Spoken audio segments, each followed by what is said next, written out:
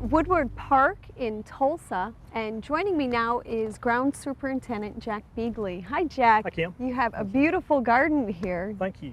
Could you tell me a little history about Woodward Park? Sure. It's about 45 acres, with the total area, and it consists of several specialty gardens. We have a formal herb garden and a Hathaway herb garden, and we have a what they call an upper rock garden and a lower rock garden. Okay. And they consist of seasonal blooming plants, annuals, perennials, and some flowering trees and shrubs there. Okay. And we have numerous azaleas, pretty nice azalea collection. I imagine that's a beautiful walk in the springtime. It is. We have a lot of traffic in the spring down there in the azaleas. And we have a lot of birders down there too that like to watch the birds through the migration. Well, and there's certainly a lot of trees and shrubs to provide food for the birds, and I understand there's an active Audubon Society that comes out and counts birds now and then. Right, right. They have several meets to meet up here with in groups, and they have a good time. Excellent. So it's a good place for bird watching. Now, it's also a wonderful place to look at roses. You have a fabulous rose garden. Right. I'm pleased to it's an honor just to be working out here. And the rose garden here was put in or built back in 1934, was started. And the WPA under under Roosevelt, the Workers Administration Progress, put this in, and it was done mostly by hand. Teams of horses. Fabulous. Did the rock work, the rock walls, and it consists of about 4.5 acres and just under 4,000 roses. Excellent. And, containing about 250 varieties. Excellent. And what types of roses do you tend to grow most? Most of the roses we have are hybrid teas and floribundas. We have some grandifloras, and we have we're trying to install more of the landscape shrub roses, which are some of the easier roses people can grow if they're novices. Good for busy gardeners as well. Right, right. Absolutely. And we have some English garden roses, David Austin roses. Are there any particular varieties that you find extra special here? There are some. I'm I guess partial to the English garden roses. I'm partial to the different colors and the fragrances of the English garden roses. They're usually real highly fragrant, most of those. And some of the hybrid teas that stand out to me are the Mr. Lincoln and Chrysler Imperial, which is the only rose named after a car.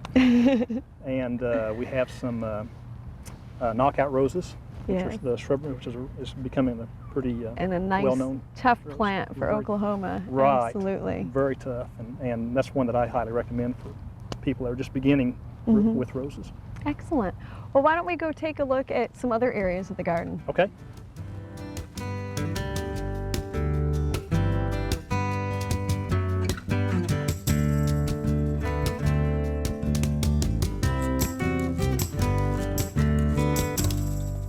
Well, this is a beautiful formal garden that you have on this side. Thank you, Kim. This is our what we call a sunken garden, and this was developed back in about 1924. Excellent. And it was designed as one of the more formal areas. They have weddings here. Okay. A lot of events that they have down here in this area. It'd be a great location for a wedding. Absolutely. Yes, right.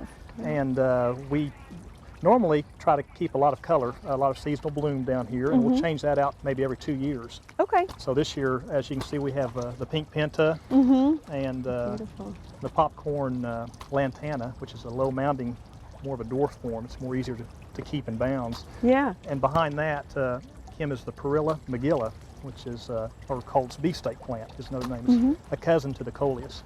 And that's a beautiful color combination right there as well. Yes, it really is. I also found the laurels here very interesting. Yeah, that's an English laurel called Autoleucans. And it's a compact, it's a dwarf English laurel. And it may get about maybe 4 to 6 feet tall eventually.